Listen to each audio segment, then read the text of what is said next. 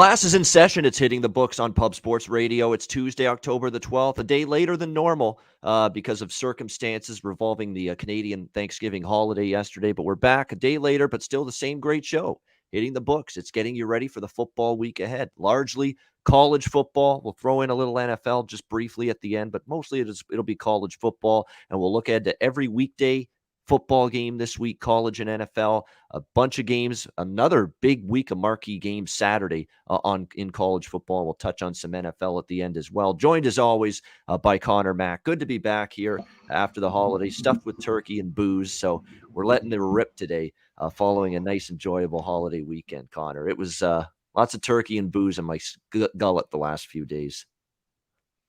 Yeah, I hope you had a good time. I know I wish the game would have been different yesterday, but I wish the Dodger game was different. We can talk about that later in a few hours. You're heartbroken on fans today. Exactly. On the baseball show. But yes.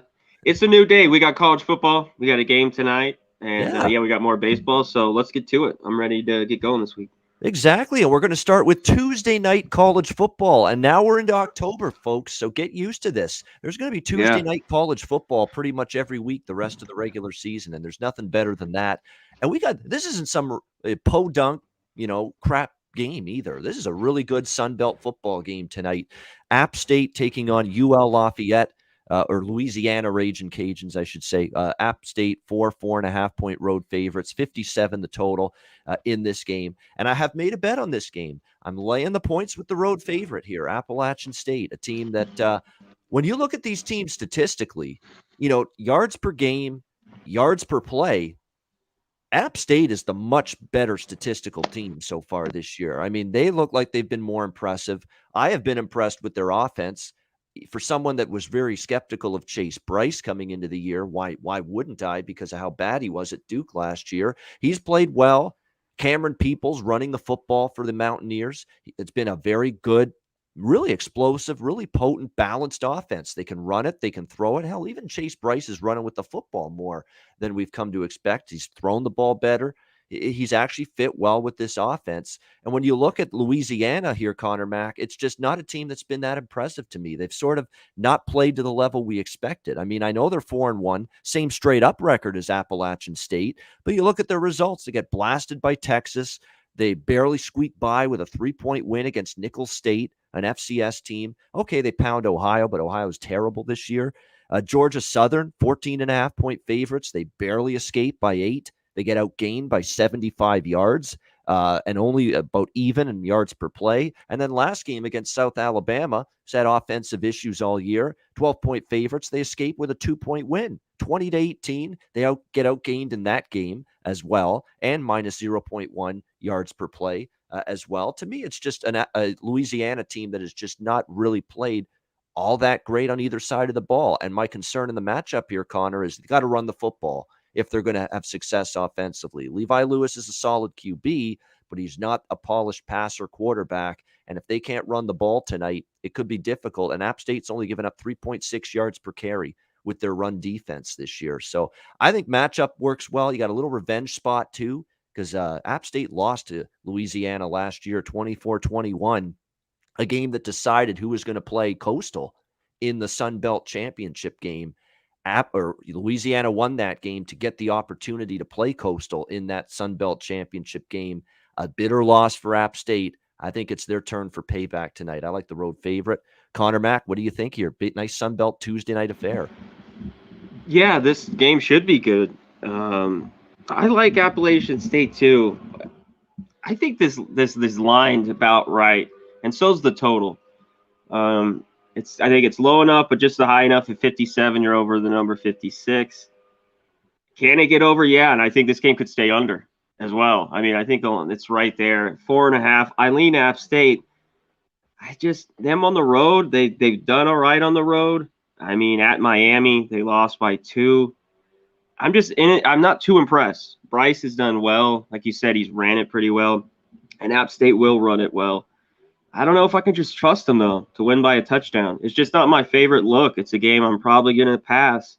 And if I had to, I'd maybe look at Lafayette, but I haven't been too impressed with them. You talked about it.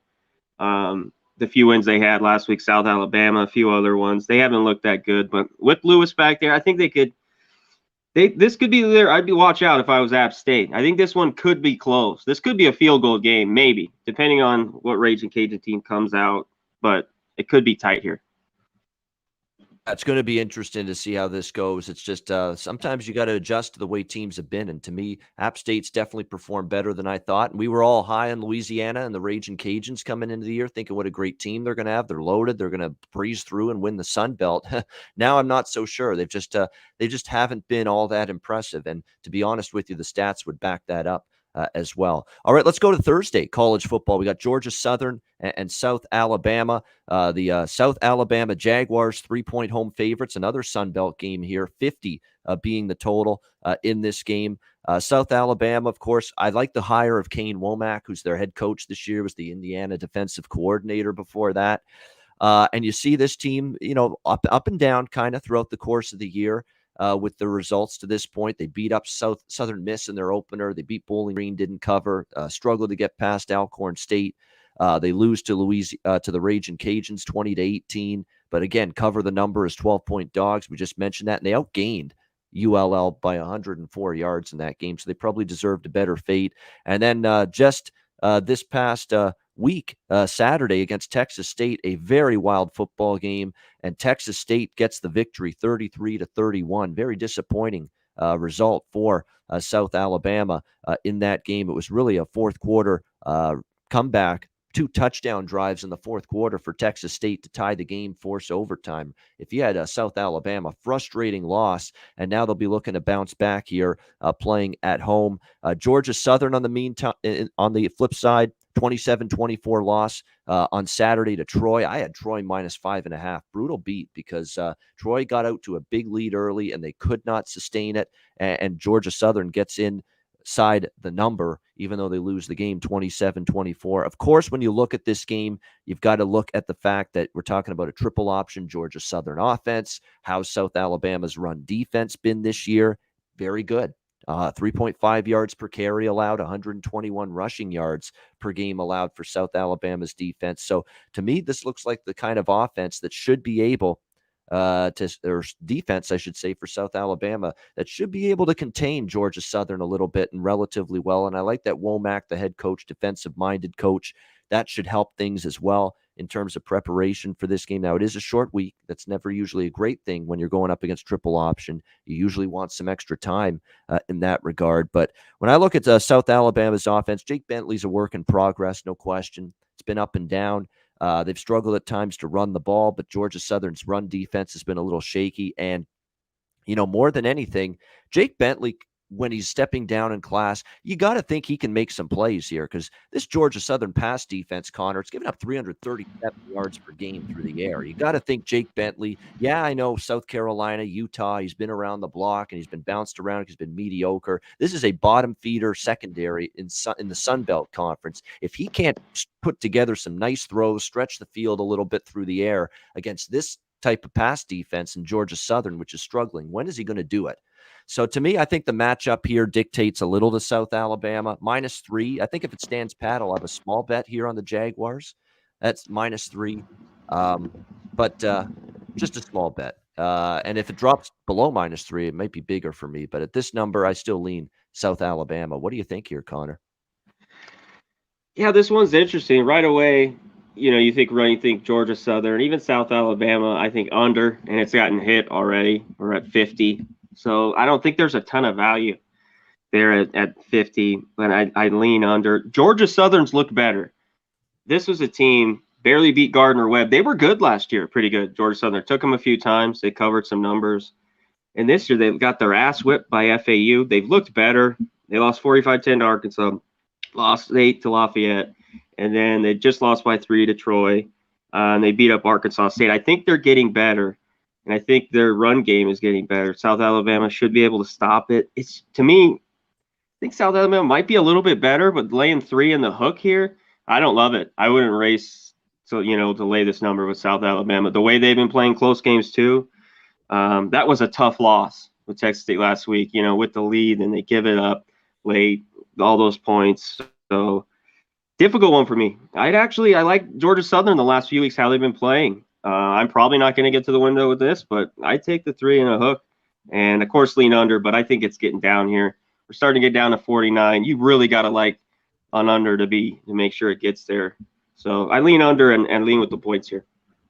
All right, next up here as we continue along, Navy, Memphis 10.5-point home favorites, 55 the total in this game. Total's been bet up. I do agree with that. I like the over, and I suffered an absolutely excruciating beat. One of my best bets on the Saturday show was SMU Navy over 56. We have a 21-21 score at halftime, 42 points. Harsh. What do we have in the second half? Yeah, 13 points total, 55. Total falls a point short. Just absolutely awful. And look, there was turnovers. There was a turnover on downs late. SMU had a chance to punch in a touchdown that would have put the game over the total.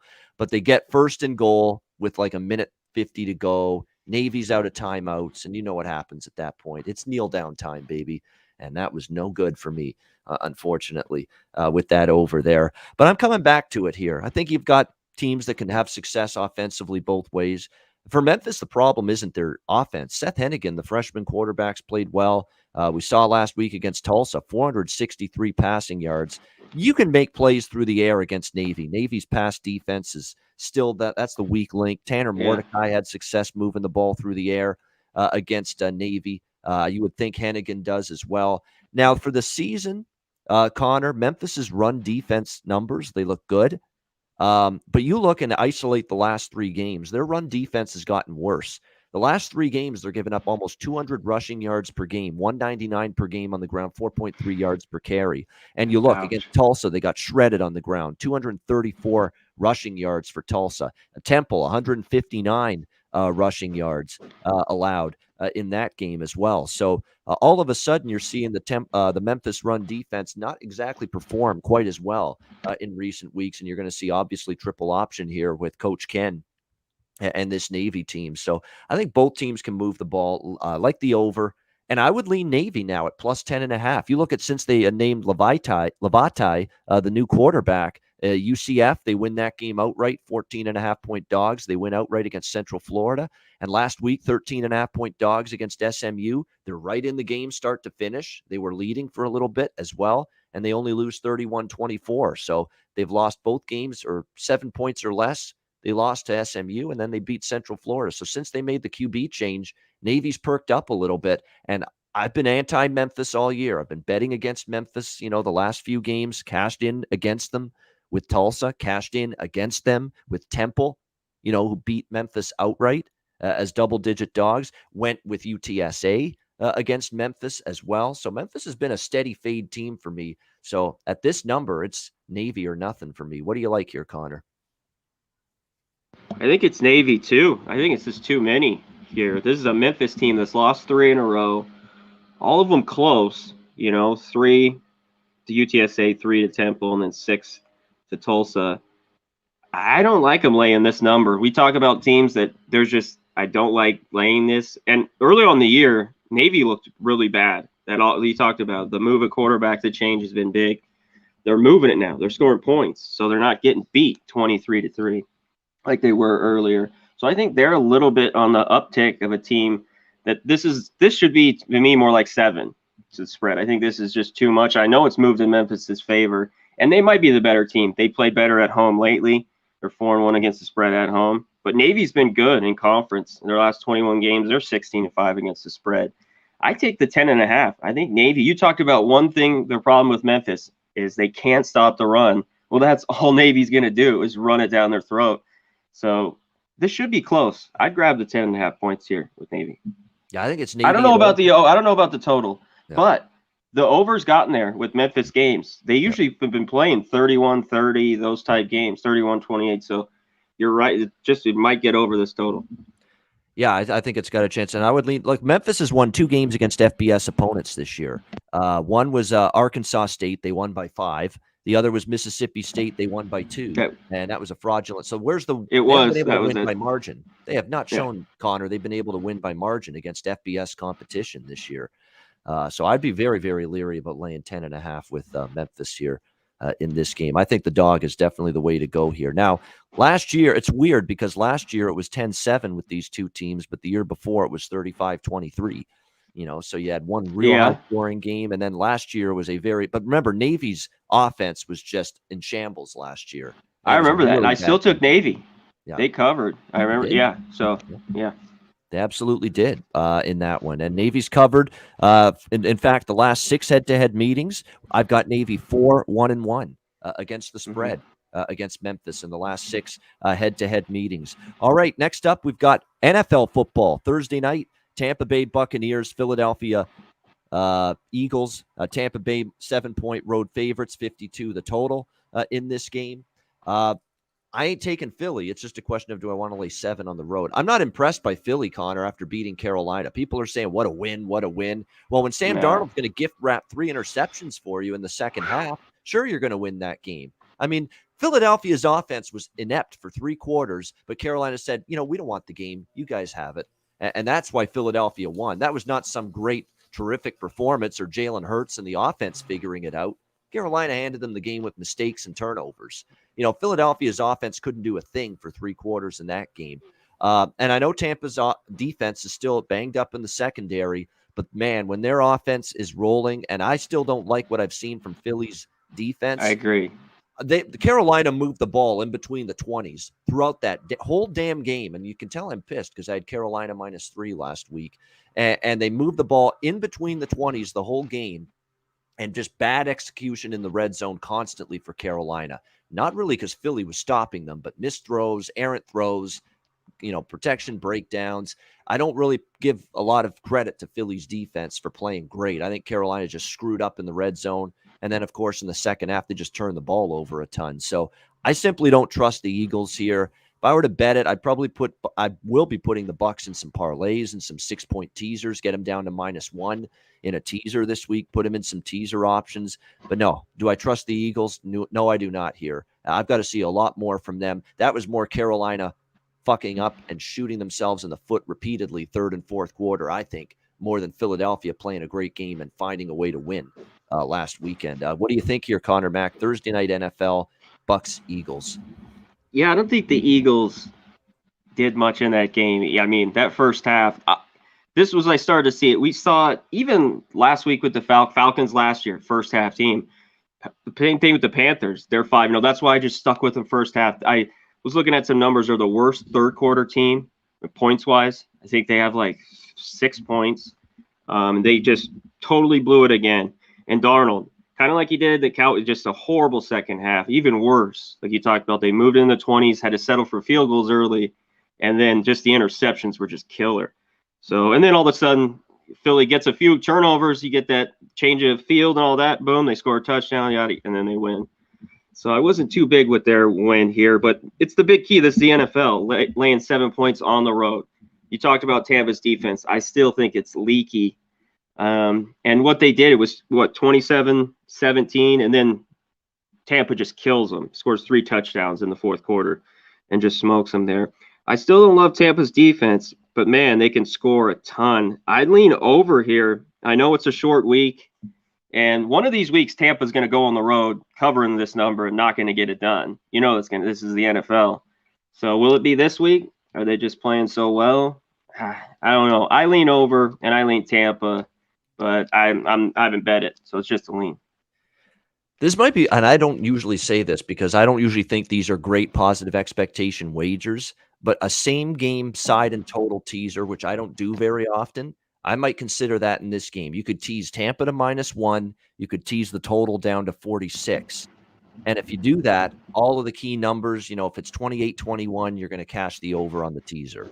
And you're going to Tampa Bay wins, then you're good. So a Tampa Bay -1 over 46, same game, side total teaser. I don't usually recommend betting these a lot, but I think in this game it makes sense, to maybe look in that direction. Get 6 points the better of it with the total and with the side, rather than just bet Tampa -7. I don't know how, real quick with that, I don't know how Philly, that defense has got some whole, Dallas and those games I watched, the Chiefs, they just rolled them. And the Panthers really should have scored at least 27, I'd say, at least right around there, and they didn't.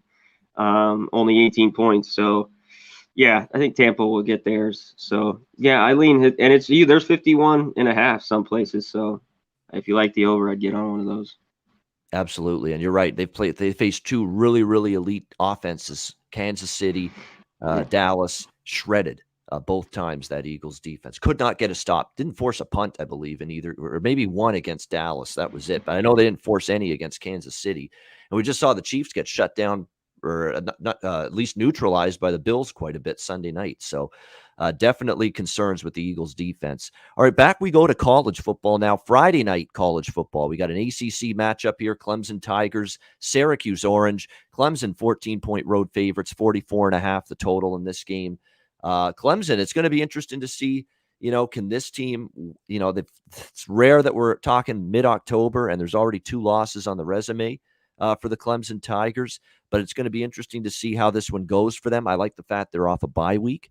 So that's definitely a help for Clemson, maybe a chance to recharge the batteries. But we're talking about a Clemson team that's still 0-5, Conor Mack, against the spread.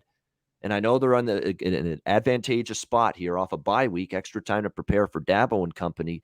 We're talking about laying 14 on the road against a Syracuse team that's, battling. We talk about Clemson's been an overvalued point spread commodity this year with the winless ATS record. Syracuse has covered 4 straight. They've been at the polar opposite end of the spectrum. In fact, 5-1 against the spread in their 6 games this year. The only non-cover was Rutgers, losing at home by 10. But, other than that, they covered against Ohio, Albany, Liberty, winning outright as home underdogs, lost by 3 on the road at Florida State, lost 40-37 against Wake Forest in overtime last Saturday.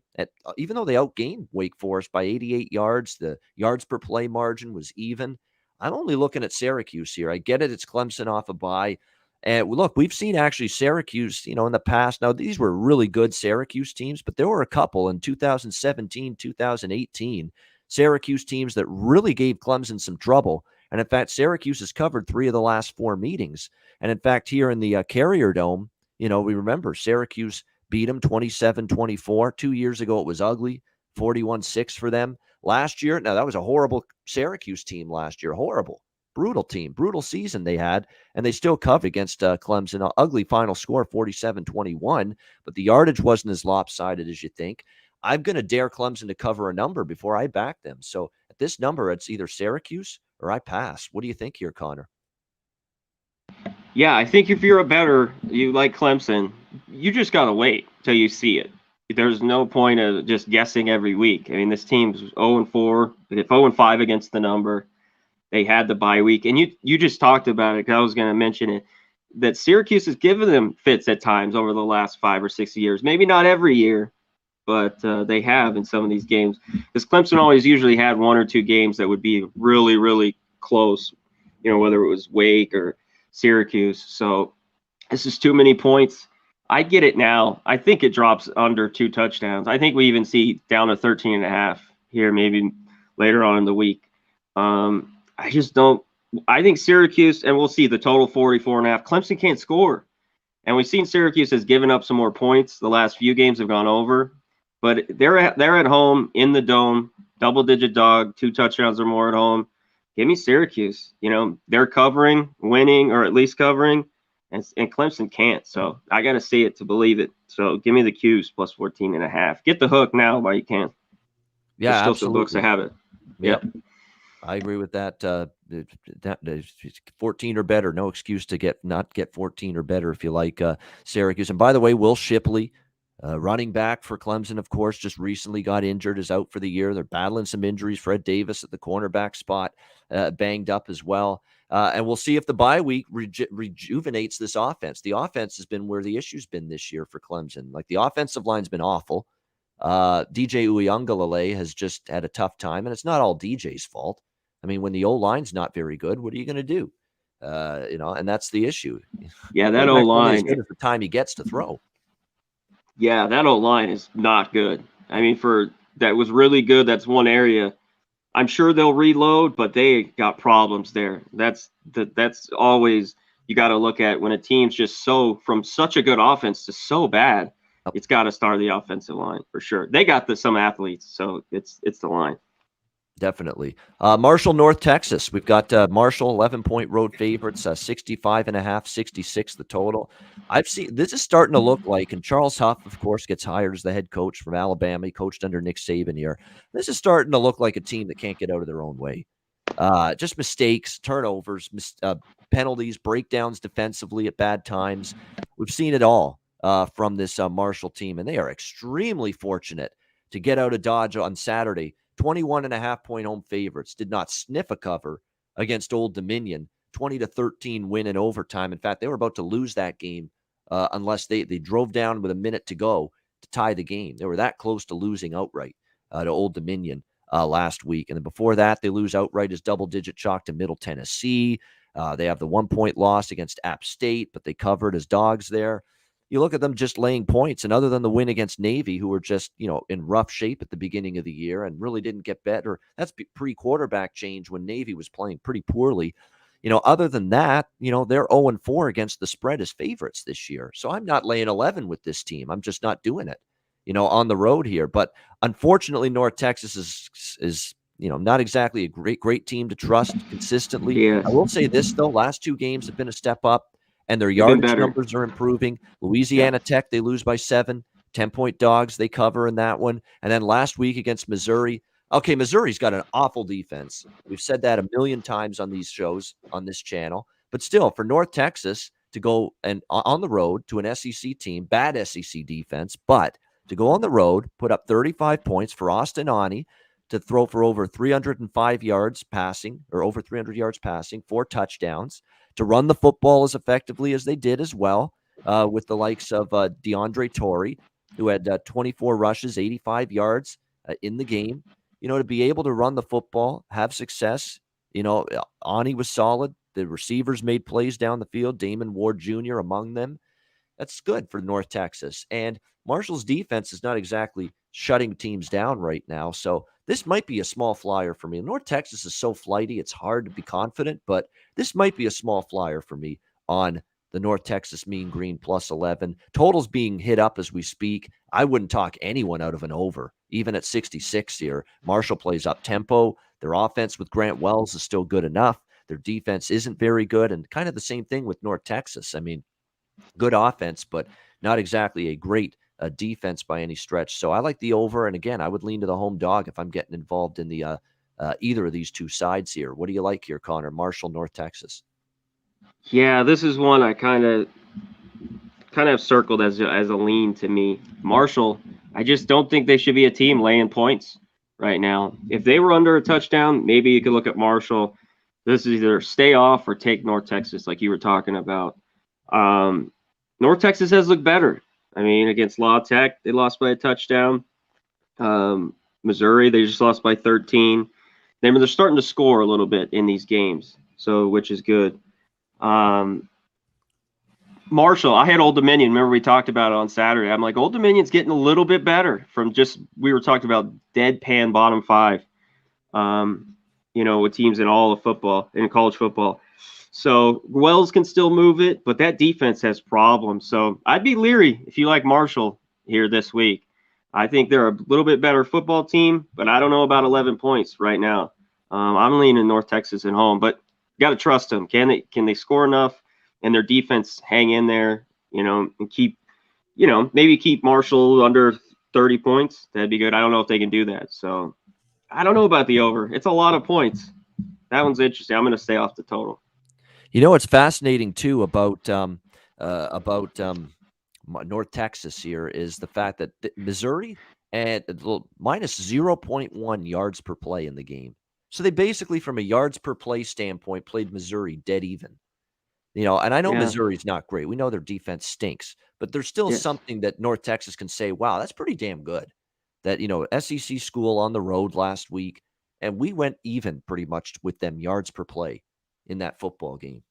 Real quick there, and before that, everyone thought North Texas was a team that could score, and they had 3 straight unders before that over with Missouri. So that's all I mean about the total. Yep. Maybe they're starting to score. It could get over, but I'd be leery. They were playing unders early. Exactly, they were, and all of a sudden they've found the light. The light switch has come on offensively for them. Yeah, the last couple of weeks against La Tech and Missouri. All right, we're going to pause the football first because we're nice guys here on the Hitting the Books show. There are people asking about White Sox Astros. I'm going to just briefly say I like over 8.5 in that game. I think a second look for the White Sox against McCullers will lead to better things for their lineup. And on the flip side, Rodon, yeah, he's got great numbers, especially at home, but I trust the Astros to hit lefty, even a good one like Rodon. So I don't think he's going to completely snuff them out today. So I like over 8.5 in that game. Nothing on the side. I respect the White Sox trying to stay alive. I think the Astros could finish it today, to be honest, but I'm not going to bet Houston. I'm just going to stick to the over. Connor, did you have any thoughts on that baseball game? It's just about to start. Game 4, Chicago-Houston. Yeah, I'd roll with the White Sox. I'm going to take them. They're at home. This is where they need to be. Now, game 5, anything can happen. They're not a good road team. We've seen them in Houston. But I think you roll with the White Sox. You could get them right around even money. I think they win. I like your over 8.5 a little bit. This one thing about this series, pitching has been great, and there's been overs. So I kind of lean with your over 8.5 as well. Yeah, very good. We will get the rest of the MLB card out there on closing time, 4 p.m. Eastern, 1 p.m. Pacific. And Ash Ram, you're asking about hockey. Connor and I will have some hockey picks for you for tonight as well on the closing time show at 4 p.m. Eastern. We'll sneak some hockey. We'll sneak some pucks in for all the puckheads out there. I always say it's better to be a puckhead than a fuckhead. And that is so very, very, very true. All right, next up now as we continue along, San Diego State, San Jose State. We've got San Diego State, 9.5 point road favorites, 41.5 the total in this game. My, oh my, what has happened to our beloved San Jose State Spartans, man? I mean, obviously injuries are the big part of it. I mean, Nick Starkel's been out for a couple of weeks. The defense is banged up. They've had a hellacious travel schedule. We've certainly made note of that on this show recently, just how brutal the schedule has been for this San Jose State Spartans team, and it's definitely caught up to them. The injuries, the attrition, the travel. I mean, that's a less than stellar Colorado State team who just absolutely drilled them last week, 32-14, outgained them by almost 200 yards. I hate to say it, but it's hard to trust San Jose State. I'm going to have to dive into this injury report because when you look at it, it's been rough. The offense is really stagnated, especially last week. And Colorado State's defense, is not exactly a great defense, but you see how they played last week. There was the offensive line's in shambles. They're dealing with all kinds of concerns there. They could only get 48 yards rushing out of Tyler Nevins, their great running back. Nick Nash is a mediocre passing quarterback. He's pretty athletic, but, their passing game is not the same with Nick Starkel injured. There's just a bunch of problems. And again, the defense has kind of caved in as well the last few weeks. They gave up 31 to New Mexico State, 32 to like I say, Colorado State's offense isn't great. They're giving up 32 points and they're giving up, 449 yards. So you talk about candidates for most disappointing team early this year in college football. Brent Brennan's team, San Jose State, certainly up there. All that said, I'm not really rushing to lay this kind of number with San Diego State here in this game. It's just not the kind of team I'm comfortable laying points like this, especially on the road. You look at San Diego State last week against New Mexico, and they pounded them 31-7. And look, they've been covering numbers. Don't get me wrong. They have done a good job in that regard. 4 straight point spread covers, a win against Utah, win against Arizona, 2 Pac-12 teams, dominated New Mexico. Like, they're playing good football. They're playing excellent defense. But I just don't know if I want to lay 9 because I'll tell you right now, injury-wise, we'll see how it goes throughout the course of the week. But I can tell you, if you like San Jose State, you are absolutely getting the best of it with them this week because there has been a power rating betting market crash on their power rating after last week's loss to Colorado State. So to me, there's no doubt value on the San Jose State side. But man, before I even consider a bet on them, I'm going to see who's playing and hopefully Starkel in particular, because if he's not back, he's got to be. I don't know if I'd want to back this offense without him. What do you think, Connor Mack? Yeah, he's got to be back in for me to have a bet on them. And I don't even think I can bet on them right now. And for me in this game, as we're looking right now, I could only be on San Diego State. They have so many injuries. They've looked so bad. They've lost every game against the spread. And now you talked about the defense the last few games, giving up 31 to New Mexico State, 32 to Colorado State. And yeah, I don't love laying point on the road, San Diego State, but they've been pretty good this year, especially scoring points. I'd only lay it here with San Diego State. Just I think they're the better football team right now, and they've been covering numbers. San Jose State isn't. Maybe this is the ultimate trap. I'd have to, Nash with him in. I can't take him. So I mean, I'd only be San Diego State. All right, we got our final Friday night game, California and Oregon. Oregon, 13.5, 14-point home favorites, 55 the total in this game. Cal, very disappointing for Justin Wilcox's squad this year, 1-4 on the year. Back-to-back losses to the Washington schools. The last one was in particular frustrating, 21-6, losing outright to the Washington State Cougars as 7.5-point home favorites. In that game, very disappointing for Cal. Chase Garbers, what can we say? Chase Garbage it was last week, 14 of 30, less than 50% completions, 152 through the air, 1 interception. That's not going to cut it, not by any stretch of the imagination. Couldn't get the run game going consistently. Problems for Cal. But here's Cal in that point spread role that we sometimes like them in, especially road underdogs. Like sometimes, when favorites, no, that's not their thing. But road dogs this year at Washington, they lose by 7. At TCU, they lose by 2, and they cover both times, as road underdogs. This is the spot we usually like to back Cal in this matchup. We have both teams, by the way, off a bye week, so there's no advantage there either way. Oregon's coming off a stunning loss to Stanford, 31-24 in overtime, and I'm not sure I trust them as favorites here, Connor Mack. I mean, you look at them as chalk this year. Fresno, 17.5-point favorites, win by 7. They don't cover against Stony Brook. 29.5-point home favorites against Arizona, 41-19. They fall short, win by 22. Favorites at Stanford, they lose that game outright. So Oregon's been every bit as bad laying points as Cal's been good getting points, especially on the road. So, yeah, I worry about the matchup. I worry about the speed of Oregon, which could give Cal some trouble. And because you think back to, the speed teams can sometimes give Cal's defense trouble. But you look at the last 2 head-to-head meetings, 10-point win for Oregon in 2019. And last year, Cal 9-point dogs. They win outright against Oregon, 21-17. I don't know if there's 14 points worth of difference. I just hope Garbers doesn't screw it up enough. But at this number, I lean Golden Bears. What do you think here, C-Mac? That's the big that I was looking at. The Cal always plays them well against Oregon. The thing is Garbers. He's garbage, our guy. If he's just got to be decent, and I'm not impressed with Oregon. Their defense and their offense, I think, is a lot bland than it used to be. You talk about it slower than it used to be. They're still good. They still got great running backs, some great receivers. But I couldn't lay points with him here. Hey, and I know Cal didn't look good against Washington State. Look out at Washington State right now. I mean, they just beat Oregon State. This team's 5-0 to the under. Last year, dead over team. Washington State, look out for them. A couple good wins. So I think it was more Washington State playing good football than Cal. Well, Cal did look bad. I think it should have been more competitive than that. But yeah, this is only Cal for me. I'd only take the 2 touchdowns here with them. Just over the last few years, they always play them tough. I just think it's too many points. I think they could keep it close. Yeah, and again, you've got a track record of Oregon lousy favorites, Cal good road underdogs this year. Yes. And if you believe in those 2 profiles, which we've seen this year, that has you leaning toward Cal. And by the way, Cal's run defense is only allowing 3.7 per carry, 119 on the ground per game, which is good because Oregon's modus operandi is run first with that offense. And maybe Cal's got a chance there to matchup wise. It's not a terrible matchup for Cal because their run defense has been solid. All right, let's go to Saturday now. College football, Pittsburgh, Virginia Tech. Pittsburgh 5-point road favorites, 57.5 the total in this game. Boy, what a brutal loss for Virginia Tech. I mean, they had the game not in hand, but they had it in control at least against Notre Dame, and just a brutal last 5 minutes for them. And they see another lead evaporate, and Notre Dame comes back to win last week against Virginia Tech.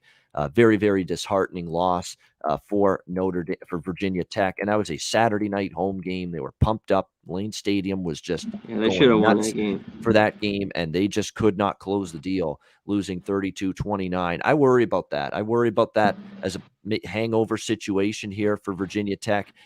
And coming into the year, I said about Pitt that they are a team that I thought I'm hoping they can still cash the win total. They're 4-1 this year. The Western Michigan loss was a setback, but they bounced back. I have them over 6.5 wins. I just need 7 wins from them, and I cash Pitt over their win total. So far, so good. I like Pitt here, actually. If -5, and I don't usually like going against Virginia Tech at home, but this isn't a primetime home game. This is middle of a Saturday afternoon. This is after a frustrating, disappointing loss last week. And the more I see Kenny Pickett, the more I'm impressed. They've got a serious passing attack now, this Pitt Panthers team. Over team. That's another thing I like in this game. I do like the over. Pittsburgh has gone over the total in every game, and it's not even been close. Yeah, look at the over-under margins. The Tennessee game, over the total by 19 points. The Western Michigan game flew over the total by 26 points. Total was 59. There were 85 points. New Hampshire, 53.5 total, 84 points, 30.5 points. It flew over the total. The Georgia Tech game, the total was 57.5, 73 points in that game. It flew over the total by 15.5 points. So not only is Pittsburgh 5-0 to the over this year, they are eviscerating these totals, totally eviscerating them. It's not even close. They're flying over with plenty of room to spare. The old saying for me is, if it ain't broke, don't fix it. And so I'm not. I'm on the over as well, and I like the road favorite a bit, Pitt. And look, Virginia Tech's defense, we talk about how good it's been. It collapsed in the fourth quarter against Notre Dame, a Notre Dame team with banged-up quarterbacks, with a shaky offensive line. Well, now you're playing a much better, a better quarterback, or at least a healthier quarterback, a better O-line, a healthier O-line. I think Pitt gets their points. I think it goes over as well. What do you like here, C-Mac? Yeah, I'm with the over here. Pittsburgh just keeps playing to these. Everyone thinks of the old Pittsburgh, so that's why these totals are low. And look at this. This is already shot up, 4 points. It opened like 54. It's already at 57.5, 58. It's got to be over here. Because the big key was that defense just kind of just melted down against a Notre Dame team. So they will be back at home. So I think they'll play a little bit better, but they'll get burned. I think they'll score on Pitt. I don't have anything on the side. I mean, I'd like to take the 5 with Tech, but after last week, Pittsburgh's been pretty good on the road this year. If I had to, I'd take the 5 points, but I probably will just be on the over here. All right. Yeah. I mean, unbelievable. I think you just got to ride it with these overs with Pittsburgh until we see one finally fall short. Fall short, or they start bringing those way up, to 64s or something, And they're playing faster. Like, they're playing with some tempo this year on offense. You see them. They get to the line of scrimmage quicker. That's been a big part of it as well, that they've played quicker and snapped the ball faster on offense this year. Michigan State, Indiana. We've got Michigan State 4.5-point road favorites, 48.5 the total here in this game. It's an interesting one between these two teams. Certainly, Michigan State, outstanding job and turnaround for this program this year under Mel Tucker.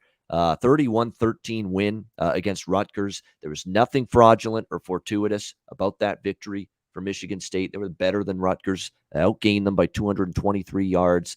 On a yards per play basis, they were 4.6 yards per play better than Rutgers. I mean, that was dominance, really. It could have been worse for Rutgers. Yeah, they kicked their ass. They kicked their ass. 339 through the air. I like what I'm seeing out of Peyton Thorne. He's become a pretty solid quarterback, trustworthy for Michigan State.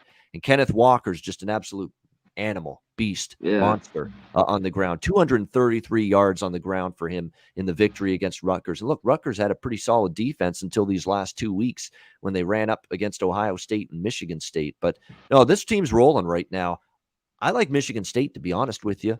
I mean, they've pretty much covered every number outside of the Nebraska game, which they just fell short, of covering that game, but they still won in overtime, 23-20.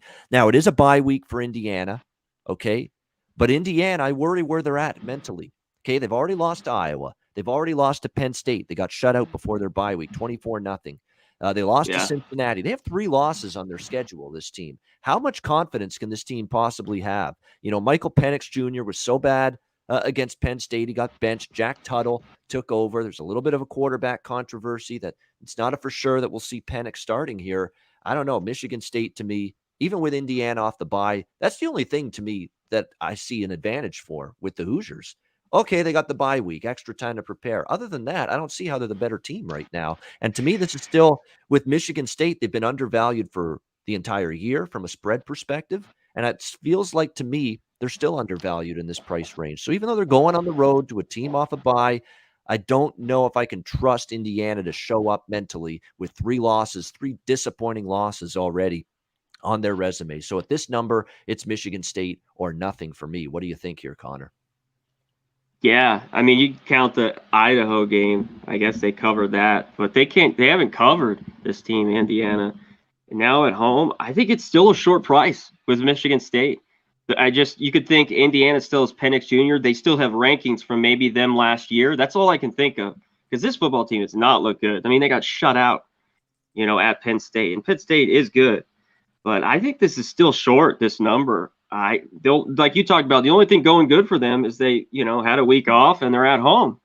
I mean, I can't take Indiana. I would need way more points after watching Michigan State all year and last week. They've been going on the road and just kicking ass. I'd only lay it with Michigan State here, 4.5. Yeah, total agreement. 4.5, 5. This is current number. I think it's cheap on Sparty in this one. All right, next up, NC State at Boston College. We've got NC State 3-point road favorites, 52 the total in this game. These are two teams that coming into the season, I had NC State circled to be, a upper echelon team in the ACC, and I thought Boston College had that potential as well. And for the most part, both teams haven't disappointed. I mean, 4-1 start to the year for BC, 4-1 for NC State. NC State, by the way, the overtime win against Clemson, which was huge a few weeks ago. And then they beat Louisiana Tech 34-27. Bye week for both of these teams coming into this game. So there's no advantage there either way. It's going to be interesting because with the Boston College team, they lost, of course, Phil Jurkovec, their quarterback. And, their offense has been a little bit up and down, since obviously Dennis Grosel and the offense struggled against Clemson, but a lot of teams will. When you look at NC State and this number right now with NC State laying 3 on the road here, it's tricky, but I'd probably lean a little bit more to NC State. As long as it doesn't get above 3, I'd lean to the Wolfpack here. I mean, Devin Leary at quarterback, a good run game led by Ricky Person, a really good defense. And to be honest with you, with Grosel, we see evidence of him playing well against Temple, which isn't saying much, and Missouri, which has no defense. Against a really good defense, Clemson, they couldn't get anything mustered up offensively. So I think I worry about that and Grosel, because the one thing NC State has is a very, very good defense this year. Very good defense. And I think you're going to see that here. I lean to the slight 3-point road favorite, NC State. And I lean to the under here. A little perplexed the total's going up. And NC State's got a solid offense, but they're not explosive all the time. They're methodical. They got a good defense. Boston College, I think, that could struggle to move the ball. So the total's gone up. I'm not so sure I agree. What do you think here, Conor? NC State, BC. This game, I think, is just a pass for me all the way around. I like NC State at home. We've seen one road game, and they laid an egg at Mississippi State. I mean, they did not play good. Mississippi State played really well. Since then, they've just been at home. They had 2 weeks off. Boston College had that bad loss. They could have beat Clemson, so they've had a week off.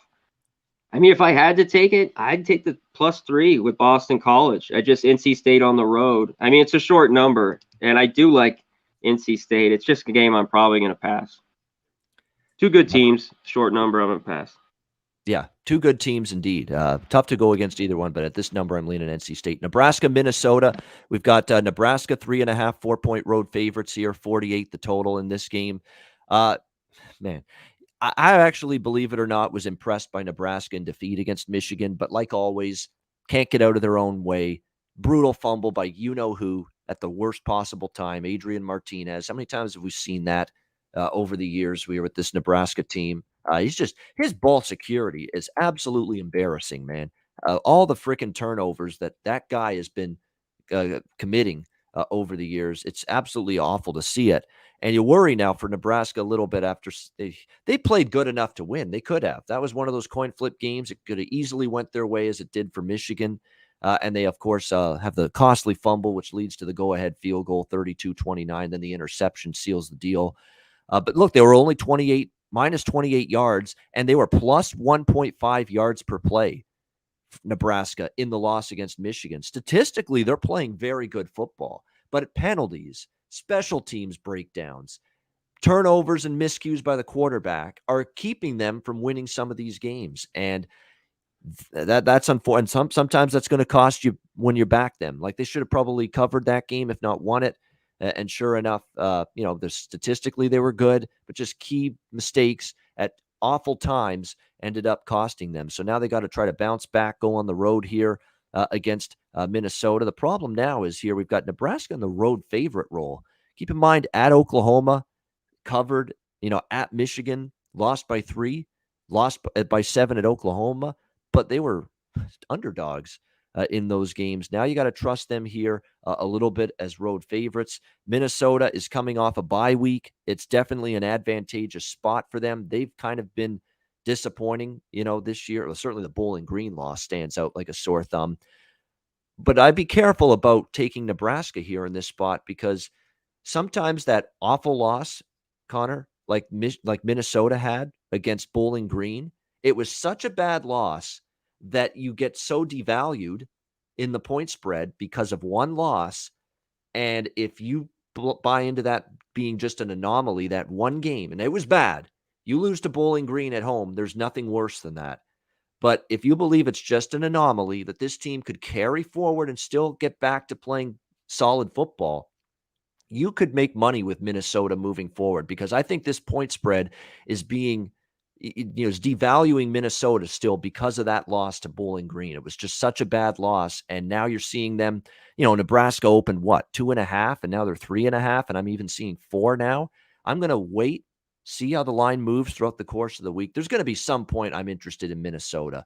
PJ Fleck and his team at home off a bye week. Nebraska coming off that awful loss to Michigan.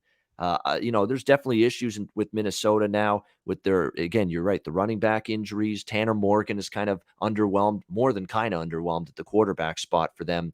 But man, I'm going to be interested in Minnesota at some point in this game if this line continues to climb. What do you think here, Conor? Yeah, it needs to keep going up for me a little bit here. I do like them. I got to give it up to Nebraska, in the last few weeks. I ragged on them. They played a lot better. I took them against Oklahoma a few games, and they've covered. But now they're favorite, like you talked about. Now you're getting back into this role. Nebraska's a lot better. They're favorite again. And really, this probably should be a pick. Minnesota has not good look offensively. The running back issues. They use those wide receivers they don't have anymore. Morgan doesn't look kind of the same. You talked about.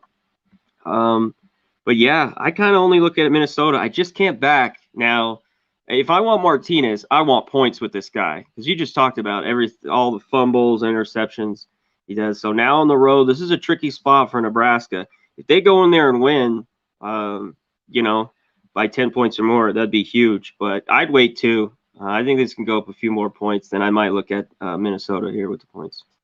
All right, we got AAC battle next up, Central Florida, Cincinnati. And this has become quite a great rivalry here. They've had some great games in the past, the Knights and the Bearcats. We've got Cincinnati now 20.5, 21-point home favorites, 57.5 the total. I mean, you just compare this point spread to the matchup last year in November. Cincinnati was a 4-point road favorite at Central Florida. And now here at home, they're a 21-point home favorite. So there absolutely has been an adjustment. No question about that. But I'll tell you what, I said it on Twitter after the Temple game. I thought that was just the prime possible letdown spot for Cincy, and Temple was playing at least better, that they could take advantage, and they just wiped out Temple 52-3. It wasn't even a ball game by the time the fourth quarter ran around. And I said right after that game, that'll be the first and last time I step in front of Cincinnati this year. I'm just not doing it. And I'm certainly not doing it with a quarterback for Central Florida that I cashed one of my top plays last week betting against with East Carolina against this UCF team. Look, there's just nothing to me that stands out about Mikey Keene. Very, very pedestrian, 194, not even 200 passing yards against an East Carolina defense that isn't exactly a great defense. And he had less than 200 passing yards, no touchdowns, and an interception. If you're going to have that kind of offense and pedestrian passing game, you're going to get ripped here by this Cincinnati team because Desmond Ridder in this offense will do some damage in my mind. against Central Florida's defense, which played better against ECU, but this ain't ECU today. I mean, this is a dynamite team that just put 52 points on the board against Temple, 24 at Notre Dame, who have a good defense, 38 at Indiana. I want no part of stepping in front of Cincy. What I would do here maybe is a first half full game split, one of those baseball type bets that I usually make, first 5 full game split. I might do that in this game. You could do first half minus 10.5 on Cincinnati and the full game minus 20.5. Yeah. I would consider that in this game. But for me, it's Cincinnati or pass. I made the mistake of betting against this team last week, and I don't think I'm going to do it again this year. They look like on a mission, and if they want to run up some scores, Luke Yes, right here. showed you that last week. They will not be shy about running up some scores if they get the opportunity. Yeah, this is the chance right here, I think. This has been their thorn in their side. I mean, other than the Notre Dame game, they had this circled and it's at home. If they're not jacked up for this early, I think you're right. The first half might be the look here, or you could split it like you talked about. Get 20.5 if you really like Cincy now. Get it, because there's a lot of 21s already. But if you can get under 3 touchdowns, I take it. There's nothing exciting at quarterback with Gabriel out. Central Florida's defense, they still haven't covered a number. Well, they did against Cookman. That doesn't count for me. Boise, Louisville, Navy, East Carolina still haven't covered a game. It'll only be Cincinnati, and Cincinnati's been really, really good. Central Florida's is their defense. I don't know. That game just was, a 2016 game. But to me, their team defense that gives up over 30 a game. They gave up 30 to Navy, 36 to Boise State, 42 to Louisville. So I think Cincinnati scores a ton here. I'd only lay the points with them. All right, Arizona State and Utah. This is an interesting Pac-12 game. It's a pick 'em pretty much, 50.5 the total in this one. I cashed with Utah +3 at USC last week. I said the bye week, watch this team be ready, watch this team play well because they've got a good coach in Kyle Whittingham. I know it had been a disappointing start to Utah's season, but man, out of the bye, they look like a different team. Cam Rising was outstanding at quarterback. The defense flustered Keaton Slovis and the USC offense most of that game. Terrific win, 42-26 for Utah. But equally impressive was Arizona State, 28-10. That's now 3 really good wins and covers in a row for ASU, Colorado, UCLA, and Stanford. But it's not easy to go to Salt Lake City, and play this Utah team. And I'm starting to wonder now, if after what I saw last week, maybe now we're going to start seeing the Utah team that I thought we'd see all year, because they had greatly underachieved. And they definitely played a lot better against USC last week. I think it could springboard here. And look, for Arizona State, 2 pretty big games in a row, UCLA, Stanford. Now you another big one this week, and you're going on the road to boot. Like I said if I cashed with Utah last week, I'd maybe look to ride this team, and I haven't changed my mind. And I respect Jaden Daniels and Herm Edwards, the job he's done, and the way this team's played the last 3 weeks. But I'm looking at Utah here in this game. What do you like here, Connor? I agree a little bit. I like Arizona State, but it's just not easy to win in Salt Lake like you talked about. And it's a pick 'em. I think Utah's going to start playing how they should have early on in the year. I'm so glad they got Brewer out of there. He's the guy's just a cancer. I mean, he might have been a talent at one time in the locker room at Baylor. Too, look, everybody's got more camaraderie now, more chemistry. People are enjoying playing football again now. Yes, I totally agree. Arizona State, we were on Stanford. McKee blew that game. Those picks by him, they were able to move the ball in the 20s. So I think they could have covered that game. Just bad interceptions, bad, turnover on downs a few times. I think they could have covered last week. But Arizona State got it done. They made the big plays. I think they're a little overvalued here, going to Salt Lake. I'd be on Utah as well. All right, BYU at Baylor. We've got Baylor 6-point home favorites, 50.5 the total. I guess, Boise State's claim to fame this year and the couple wins they got is the opponent just couldn't get out of their own way. Utah State was one game where it happened against Boise, and it was BYU last week. That was unbelievable. I mean, it was just if they hang on to the football, that's a BYU double-digit win against Boise last week. Instead, it ended up being an outright loss for BYU against Boise State. Very frustrating because they just obviously critical, mind-numbing turnovers constantly. But I think it's opened the door to potential point spread value here with BYU. And look, I've been backing Baylor a lot. I understand, and including last week against West Virginia. Yeah, you backed him? Yep. You backed Baylor, yeah. Yeah, against West Virginia, I took them. I took them against Iowa State. I've had Baylor on my card a few times this year, the West Virginia game and the Iowa State game in particular. And they've got one hell of a defense. And I was shocked to see them absolutely carve up with Jerry Bohannon through the air, 336 passing yards, Abram Smith running the football against a good West Virginia defense. I mean, Baylor's not shown it. The defense is why they played well and won games, but it was their offense that absolutely ripped apart West Virginia in that game. To me, it's a non-conference game, but BYU with that 19th ranking, when they have an opportunity against a Power 5 team, especially on the road like this, I would expect BYU's A game. And as much as I've been backing Baylor, this doesn't feel like this feels like the line would have been -3 or -4 on Baylor had BYU not completely turned the ball over and gift wrap turnovers to Boise last week. So I would like BYU. I think the value's there here. What do you think? Yeah, you might be right. I mean, just the horrible game by BYU, and Baylor just plays the best game of the year, especially offensively. It just blew it out of the water. I think this would have been 3 as well, right at 3.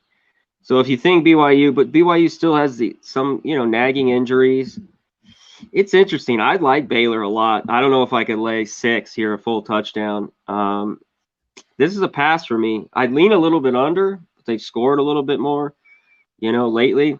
It makes Oklahoma State win. Oklahoma State beat Boise. They beat Baylor. Maybe they're one of the better teams there in the Big 12, better defenses, Oklahoma State. It's a pass for me right now. I don't even have a lean. Maybe if this got over 7, I like BYU better, but just a pass. All right, we move on now to Texas A&M Missouri. We've got in this next game here. Yeah, there it is. Texas A&M Missouri. Texas A&M 9-point road favorite, 60.5 the total in this game. Look, this is a game where, look, for A&M, they found something offensively in Calzada. And for that reason, I like the over in this game. Like Missouri's I'm just continually, we've talked about this for weeks now. I'm on Missouri overs until they stop cashing. And even last week, it was 69 with North Texas. And the game still went over the total last week with that North Texas Missouri game. That's where I'm going in this game. Missouri's continuing to be an over machine on the year. By the way, they've got a ridiculously bad point spread streak going right now. They haven't covered a number in 9 straight, dating back to last year. 0-9 against the spread their last 9 games, going back to December 2020 for this Missouri team. I'd like to take Missouri here because, for A&M, this could be letdown city after the massive upset against Alabama last week, 41-38. But rather than trust Missouri to stop anybody or cover the number or, win this game, trust their offense against maybe an A&M defense that lets down a little bit after that big win because they still have Bazelak and a very competent offense, Missouri. Trust that maybe the letdown for A&M will be on defense. And then I think Calzada and the A&M offense will do what every other team's done against Missouri this year, and that's put 30, 40 points on the board. Why can't A&M do that, especially with Calzada finally playing a great game against a terrific Alabama team? We thought the guy couldn't play before last week, and all of a sudden he's lighting up Alabama's defense. You're right. Where the hell was he? Where the hell was he against Arkansas and freaking Mississippi State when he was terrible? Yet here he was. And look, you're right. Missouri's run defense is terrible, and A&M likes to run the ball. So give me over 60.5. That's what I like here. What do you think here, C-Mac? I agree. I would just stick to the over. I think Missouri can get some points as well. I don't trust them, and you're right. They always are laying points. I mean, that Boston College, they were catching 1. It was right at a pick 'em. So it's tough to do it now. They're catching 9 at home. It's interesting. It gets me to start looking into them. But that defense is so freaking bad. I would stay off the side. I'd only be on the over with you here. Yeah, I mean, we just saw them at home to North Texas, 35 points. I mean, to North Texas at home, 35 points allowed. My God. You know how bad that is? And now you're going to have to go. And they gave up 62 to Tennessee the game before. Yeah, this is a good over bet to me. It's probably going to be one of my favorite totals, to be honest with you, of Saturday's card when it's all said and done. All right, next up, we move on to Oklahoma State and Texas. Good one here in the Big 12. Texas 5.5 point home favorites, 59 the total. So we got Texas off the stunning, awful collapse, whatever you want to call it, against Oklahoma in the rivalry game, Red River rivalry, laying points with a defense that's, to be honest with you, come unglued the last couple of weeks. TCU, they gave up a lot of points in that game, even though they won. And then we saw what happened against Oklahoma, and Caleb Williams taking over from a benched Spencer Rattler and rattling, if you will, that Texas defense. He played outstanding in the second half of that game. I don't trust Texas laying points in this spot. And all Mike Gundy does with Oklahoma State is cover as an underdog. That's all he does. You already saw it earlier this year against Boise State. Road underdogs, win outright. Good defense. They're the much better defense, Oklahoma State. Yeah, you worry about Sanders. You worry about the offense. It's hit or miss. This might be the week it hits against that Texas defense, which could be really worn out. A barn burner with TCU, a barn burner, emotional affair with Oklahoma last week. Is there anything left in the tank for Texas? I worry about that gas tank being on empty for them. Give me the road underdog. Give me Okie State here. What do you think, Conor Mack? Got to give a shout out to iHeavy08, man, for the $9.99 dono. Thank you, my guy. We appreciate it. Appreciate it. Yes. Appreciate all the donos from you guys. Without you, we don't have anything. So thank you so much. We appreciate it. Dude, Gundy, you talked about it. He's our guy, man. As a dog, give me the points. After watching Texas just blow it, that defense is not very good. I think, they could score it. But Oklahoma State, like I just talked about, has one of the better defense. They've won games ugly. And this game could get ugly.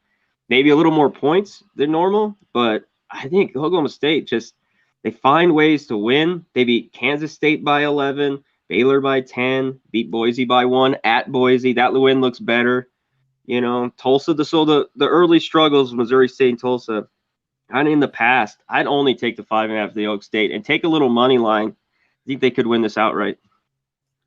I agree. I think money line. I always take money line with any dog, but especially this game. I think there's definitely outright win potential. And I like Casey Thompson at quarterback, and he played well last week. But again, when your defense just can't get stops, it's hard sometimes to just keep it up for the whole game. And Texas's defense just completely evaporated in the fourth quarter. And right now, I definitely think Oklahoma State's got the better stop unit and a bye week, I should mention, for Oklahoma State. They're off a bye. They haven't played since the Baylor game at home 2 weeks ago, where they won 24-14. So extra time to prepare for Gundy as well, and Oklahoma State coming into this game against Texas. So I think that's a good situational matchup, numbers play. I think it all fits for Oklahoma State there in that game. All right, next up, TCU and Oklahoma. The other side of that rivalry game last week, the Sooners, as they'll take on TCU. Oklahoma 13.5 point home favorites, 65 the total in this game. This definitely has the feel of, look, because we got to believe Caleb Williams is going to start at quarterback for Oklahoma. Why wouldn't he? Like, he took over from Rattler. He played great. He was making big throws down the field, more accurate, bigger arm than Spencer Rattler. Like, who's kidding who? He's got the bigger, better arm. I think we found that out in the Texas game. And I think you're going to see that on display. That's the one thing that's keeping me off taking TCU with the points here, is the fact that, if Williams plays, he could rip up this TCU defense. It's just not very good. They gave up 32 to Cal, 42 to SMU, 32 to Texas, 31 to Texas Tech last week. Luckily, they scored 52. Max Duggan and the Horned Frogs offense just jumped out. Yeah, they just jumped out to that big lead. Yeah, exactly. And then they hid from there. I lean TCU. It's an obvious potential, letdown spot, especially when you're laying almost 2 touchdowns like this for Oklahoma. But I'd be scared with the way Williams has played. And isn't it funny, Connor? Usually you see the money come against a team in this kind of spot off a huge win, potential letdown spot, yet the money's come in on Oklahoma. I think that tells you the betting markets really love this kid, Caleb Williams, and what he could be. He could be that good, and I worry about TCU's defense stopping them. If there's no hangover for Oklahoma, they could put up 40 easily in this game with Williams at quarterback. Defense. So I like the over here. That's the thing I like most in this game, more than either side. I would look over 65 here, TCU, Oklahoma. Conor, what do you think? I think the change was maybe the shot in the arm. Oklahoma just wasn't what they were last year. This year they were playing kind of low-scoring games. West Virginia, Nebraska, not moving the ball. They like these high-scoring shootout type games. I just can't back up Oklahoma. I'm not going to trust TCU. When you have that bad a defense, they're probably playing from behind. they could cover. But on the other hand, I'm not going to back Oklahoma. I got to see more. That's a team I never like backing. They had to come from behind. People were so probably pissed off in the first half. If you had been taking Oklahoma all year and then you laid the 3.5 with them, and then they come roaring back, not only win, cover. Maybe you see that and they're going to start covering numbers, but I got to wait and see a little bit more. So it's a pass for me. All right. Next up, we've got Alabama and Mississippi State. Yes, here we go. Alabama trying to regroup, pick up the pieces following that stunning defeat in College Station last weekend. Texas A&M, Alabama, 17-point road favorites, 57.5 the total in this game. Will they pick up the pieces is the question. We've now seen Alabama on the road in SEC play twice this year. Nearly 0-2 straight up in those games because they nearly lost to Florida. They won by 2. And then, of course, we saw what happened against Texas A&M. So 2 games on the SEC road for Alabama. They nearly lost 1 against Florida, didn't cover.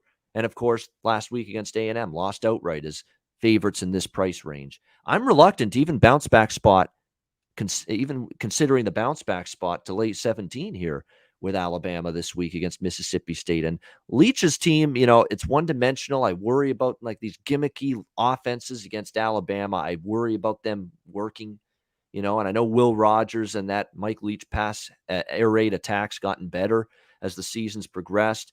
And, you compare recent opponents, right? A&M beats Alabama and Mississippi State beats A&M. So there you go. I mean, Mississippi State beat A&M and Alabama just lost to A&M. So it's fascinating here. I will say this, 5-0 straight up, 5-0 against the spread for Alabama under Nick Saban, their last 5 games off a loss. And they have been very, very good in bounce. So this is a tricky game. I don't think I can trust Alabama laying this much on the road because now 2 SEC road games, Florida and A&M, life and death to win both games. And, of course, they lose the game last week. But at the same time, Mississippi State, probably not quite on Florida's level and probably not quite on A&M's level. They're not quite on that level. So it's a really, really tricky game for me to wrap my head around it. But very interesting one to talk about because obviously we're getting Alabama here in a spot they're not in often, and that's trying to bounce back off a defeat. What do you think here, Conor? Alabama, Mississippi State. Yeah, I think Alabama knows that those 2 SEC road games barely won and then lost. And the big key, though, is right away I want to stay off, but just Saban off a loss, he's going to be so fucking pissed off probably. They always bounce back, it seems like. I'd be back on Bama maybe early. This first half, we talked about finally lost. I think it went 10-1 last year, something like that. And then it's 4-1. I go right back to it. I think Saban, they jump out early and on them. But yeah, you got to be worried about this road play with this team. And the defense started to look pedestrian there. It did against Florida a little bit. So, man, I don't know. Maybe you either pass or, like I said, be on them first half as if they come out real hot. Yeah, I mean, it's going to be fascinating to see what ends up happening here in this one. How's Alabama respond? Because they don't get punched in the mouth like that very often. Kentucky and Georgia, speaking of punching in the mouth, Georgia's doing all the punching right now in their games against their opponent. Georgia, 23.5, 24-point home favorites, 44.5 the total in this game. Total very low. Look, Kentucky continues to impress. I mean, they've beaten Florida and LSU now in recent games. But now you got to go on the road and try to score against this Georgia defense. Have fun with that. Good luck with that. It's not going to be easy. Yet there's going to come a point where Georgia, they're playing so well, they're playing so dominant that at some point the point spread's going to catch up to them. I know they've covered every number this year except for South Carolina, where they were won by 27 as 31.5-point favorites. But, at some point this team is going to have a slip up, you would think, against the point spread. But when you look at Kentucky, they finally got rolling offense. Like they've really been winning games with defense and timely offense. They finally had a big game from Will Levis, the quarterback. I mean, that duo of Smoke and Christopher Rodriguez Jr. ran the ball down LSU's throat. But guess what? It's not the LSU defense this week. So that's going to be the question. I don't know. If this gets to 24 or higher, Man, I'm going to be so tempted at a little piece of Kentucky at least. I mean, it's not like this is a completely brutal football team. I know Georgia's hard to bet against. It's like, and they find a way to win by 24 against Auburn on the road last week, 34-10. But boy, you're not getting any bargains right now with Georgia. But again, this is just a lean for me. Even at the current number, I still don't really want to step in front of Georgia. But let's just say I'm closer to taking the points with Kentucky than taking Georgia here. What do you think here, Connor? Yeah, this is difficult. Georgia just keeps winning huge. But Kentucky's covered every number so far this year. Go into Georgia's different though. You know, I just man, I think I'd win you. I need 30 points right now with Kentucky, and I think they're a pretty good football team. Arkansas is a pretty good football. You might need that many, yeah. I mean, to take them, Arkansas is a pretty good team. I mean, they look horrible. I think Kentucky's a pretty good team, and their defense could hang in this one. This one's just a pass for me. I think I need a little bit more points, but I got to give kudos to Kentucky. They're playing really good football right now in the SEC. They are. Now, are they ready for this step up in class, though? That's the question. I know Florida and LSU, those are good, nice opponents, solid teams, but man, you're going to the elite of the elite. And what did we see with Arkansas and Ole Miss? We thought those teams were ready for prime time against Georgia and Alabama on the road. And what happened? On the road. There you go. If they were at home, maybe Kentucky. If it may be a home game, but they're on the road. They got smacked, both of them. In that game, and that's why Kentucky's probably going to stay in the lean category ultimately for me. I mean, you look at Georgia 37-0 against Arkansas. You know that could happen against Kentucky because I like Levis; he's progressing, but to me, I need more points, and I don't know if the offense is going to work at all. And if they score 0-3 points on the road against Georgia, as good as Kentucky's defense has played at times, Stetson Bennett's been good, and I would think Georgia could find their way to like a 27-3. 28-3, 31-3 type of win, and then you'd be in trouble if you take Kentucky in this game. That's unfortunately the kind of thought process I keep having with this game. Florida LSU next up now. We've got Florida 10.5-point road favorites, 59 the total in this one. I think this is a game where both offenses can step up and get things rolling a bit. Florida's offense has been up and down, but I think Emory Jones and that Gators offense can certainly move the ball against LSU's defense, which just continues to underwhelm and disappoint. That's the best way to put it for LSU on the defensive side of the football the last few weeks. Remember, even the game against UCLA, they give up 38 points. Mississippi State, they hang on, but they give up a lot of points in the second half and have to hang on. Auburn, 24 points, a bad second half of defense there against Bo Nix. Kentucky, 42 points allowed. In that game. They ended up giving up, in terms of the ground game, 330 rushing yards for Kentucky on the ground against LSU's defense. LSU's defense is going to face a run-heavy Florida offense now. How do you have any faith that the run defense stops Florida after what we saw them give up on the ground to Kentucky last week? So rather than either side, because I don't know if I want to lay 11 on the road with Florida, but I probably damn sure know I don't want to touch LSU right now with what we've seen the last couple of weeks. It is at LSU. It seems like, man, it's a lot of points for LSU in the Bayou at home, but it's not a night game. It's a noon game. So it takes away from the starch, I guess, if you will, of the crowd environment. I would just look to play over in this game, 58.5, 59, and think both teams can move the football. What do you think here, C-Mac? Yeah, this one's tricky. This might be too many points. Yeah, you're talking about in the Bayou, but I've been so unimpressed with LSU. They're just not a very good football team right now. They're just average. The defense isn't very good. But these are the games. Florida on the road, now laying over 10 points. This is, to me, I would stay off this game or take the dog if I were to bet it. I mean, I don't trust Florida not enough right now to be laying this on the road with them. So if I had to, I'd take LSU here. All right, we got just a couple games left. Ole Miss and Tennessee next up here. We've got Ole Miss 3-point road favorites, 81 the total in this game. And why shouldn't the total be in the 80s? You've got extreme tempo offense on both sides. Lane Kiffin's, snap the ball as quickly as possible on offense, and that's exactly what you get from Tennessee as well in this game. Man, you would have told me coming into this game before the year, You're going to get Ole Miss -3 at Tennessee. I would have put the whole friggin' account on Ole Miss. Seriously. Coming into the year, I would have thought that.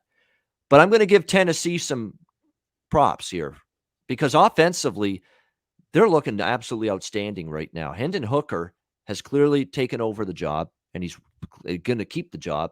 Joe Milton's never going to see the field again unless Hendon Hooker gets in, nor should he because he's not good. This is the right quarterback that's starting right now for the Vols. 62 against Missouri, which is not anything, it's overly impressive because, look, it's Missouri's defense. But last week against South Carolina, 45 points, 472 total yards. A very impressive day from Hendon Hooker. They ran the football. There was great balance. The tempo really wore down South Carolina throughout that game. And when you look at Ole Miss, they were just in a shootout last week with Arkansas, 52-51. They give up 42 to Alabama in the loss to the Crimson Tide. We went into these last two games thinking, is Ole Miss defense better? We thought it was better. We were hoping it was going to be better. I'm not so sure it's better from what I've seen the last two games. And right now it's looking like, Tennessee, with the way they're moving the ball on offense, I'm a little bit leery. I'm not saying I won't take Ole Miss. If I'm betting this game, it's Ole Miss for sure. I don't want Tennessee, but I'd be a little bit leery, of laying 3 on the road because the Ole Miss defense hasn't taken those progressive steps forward that I thought maybe they would this year after what I've seen the last two games. Just like with and Alabama, Ole Miss did stay under the total. And you say these totals 81, you can make a case for the under. Certainly you could. But these two teams are pedal to the metal, constant pace, constant extreme tempo on both sides. I'd be scared to take under 81. We could see a 52-51. You could see 52-48, 48-45, 45-42. Even that gets you over this total. So at 81, it's a high number, but I'm not interested in under. Not with these two teams, not with these two coaches, not with these two offenses or quarterbacks. Because, look, Matt Corral gets all the accolades, but we have to acknowledge how good Hendon Hooker's playing right now, too. Conor, what do you like here? Ole Miss, Tennessee. Yeah, 81's a lot, but you're right. These offenses just nonstop, go, go, go, no defense. I mean, South Carolina even scored about some points late. Tennessee's defense played pretty good early. Yeah, if you would have told me earlier, I'd be all over Ole Miss, and I kind of would. The only problem is laying points with a bad defense. It's kind of the thing I don't like to do, even this short number. Pitt played Tennessee at home. That was early on in the year. They won 41-34. Maybe a similar type game, but Hooker, they've been a lot better as of late. It's a game I'm probably going to pass or be on Ole Miss here. I'd love to get under a field goal, maybe. I'd be on them. But I don't think that's going to happen. We'll see. Yeah, I certainly think this is a discount here potentially for Ole Miss. But again, they're coming off two, like the Alabama game, Arkansas, where they won. It was a barn burner. It was a down to the wire, thrilling affair. Is there is your physical and emotional tank, where it needs to be for Ole Miss to now go on the road and win this game? That's also something to be questioned. All right, Iowa State, Kansas State now. Big 12 action. Iowa State 6.5-point road favorites, 51.5 the total in this game. The money's come in on Iowa State. They are off a bye week. So is Kansas State, so it's no advantage either way there. But again, we're talking about Iowa State. And look, they hung 59 points on Kansas. And the offense finally looked as good as it's looked all year under Brock Purdy and Breece Hall. We thought this offense would be pretty solid, but they didn't really show it consistently early on against Iowa and Northern Iowa. But last 3 weeks, much better. UNLV 48-3. Baylor defense is pretty good, 31-29. And then Kansas 59-7. So starting to get that offense rolling. You look at head-to-head last year, Iowa State 45-0 over Kansas State. 149 total yards is all they got. And look, here's the issue with Kansas State going into this game. It looks like, from what I've read, Skylar Thompson should be good to go for Kansas State. They're hoping to have him back at quarterback, and he's definitely the best they've got.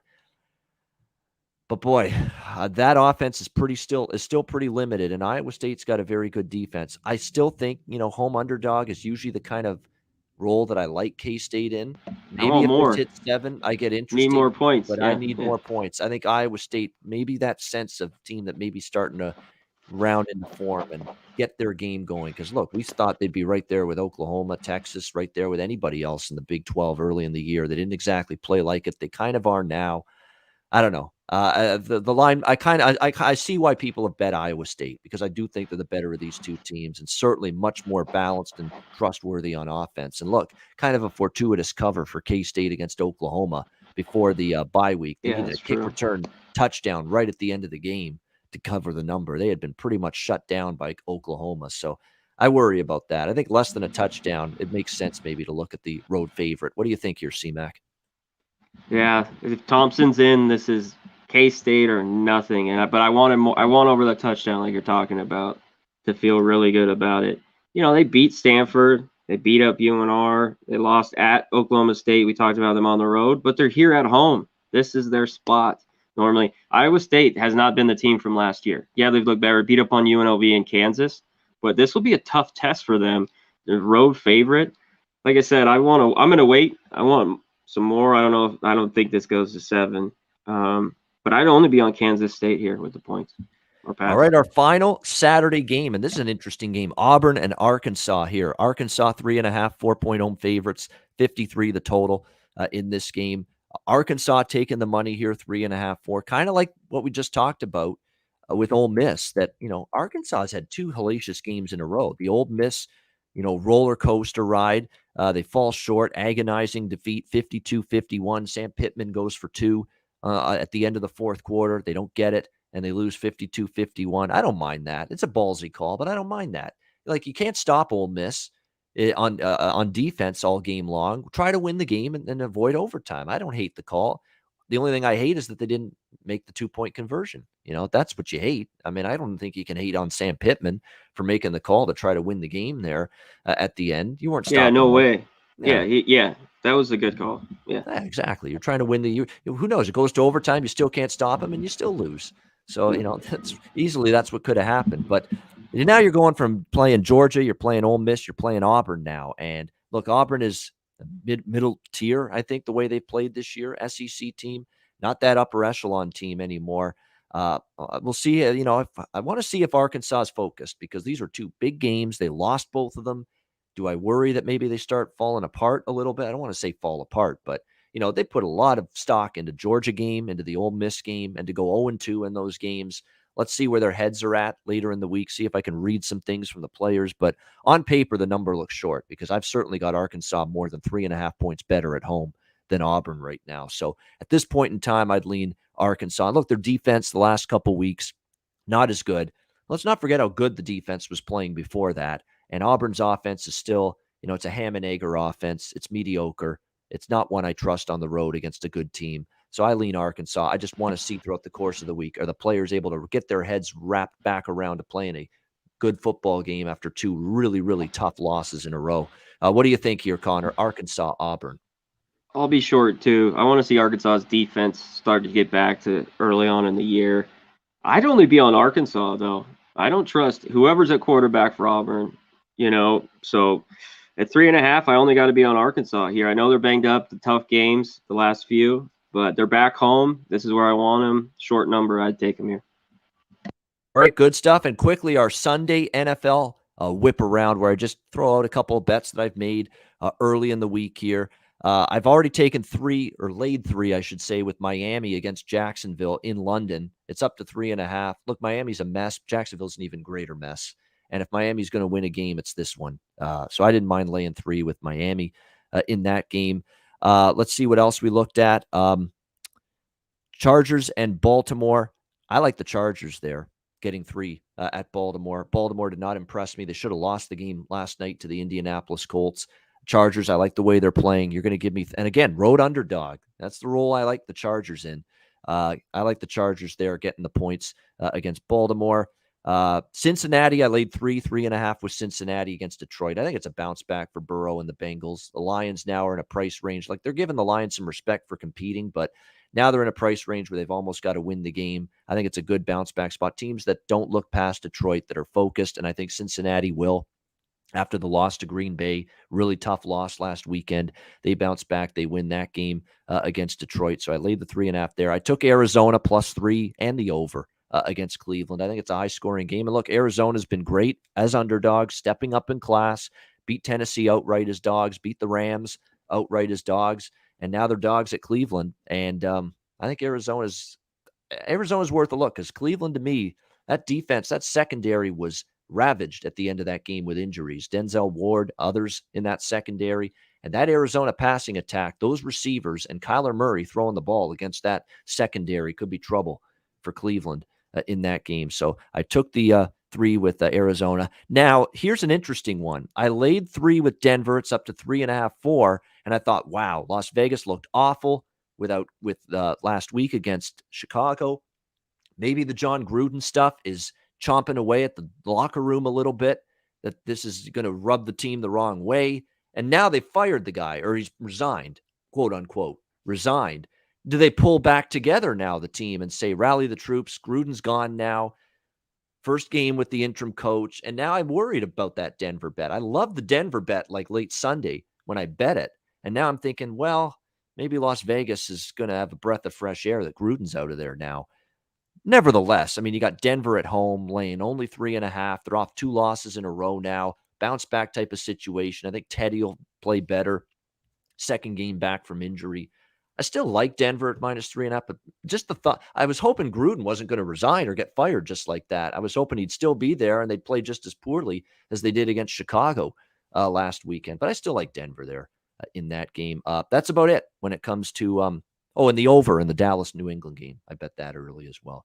Any early thoughts, Conor, for Sunday NFL? No, I think this card's pretty ugly. The Chargers are interesting. That's already gone up the total too. The Chargers got problems though defensively, especially against the run. Lamar Jackson could run wild. Yep. There. I like the Bengals. That's over too. Yeah, I little bit.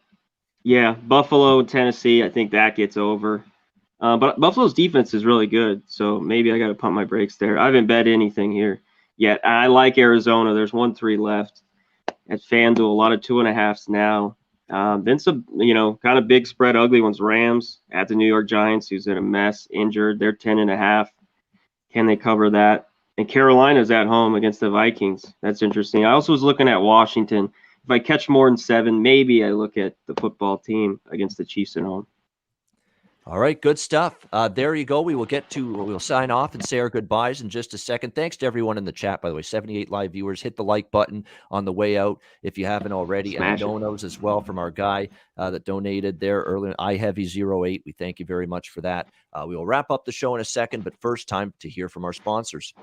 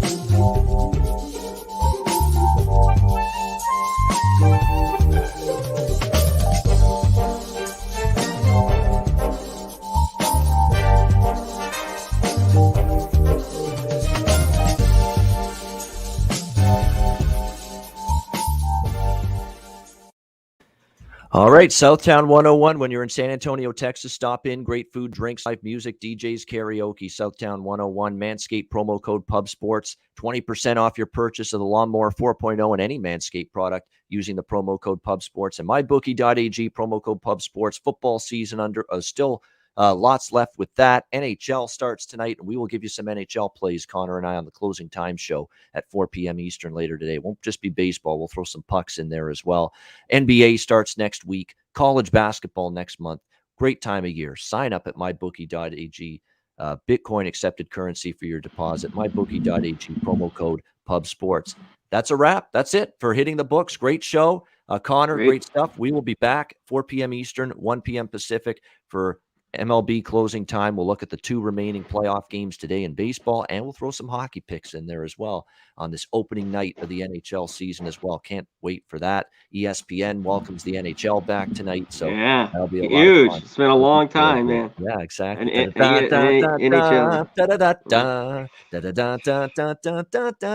It's been nice to hear that theme again for the NHL. on ESPN. Great stuff, Conor. Always a great show. We'll see you Always. soon. Conor See you Mackey soon. and Cameron. We'll see you at 4 p.m. Eastern for the MLB Closing Time show right here on Pub Sports Radio. Peace.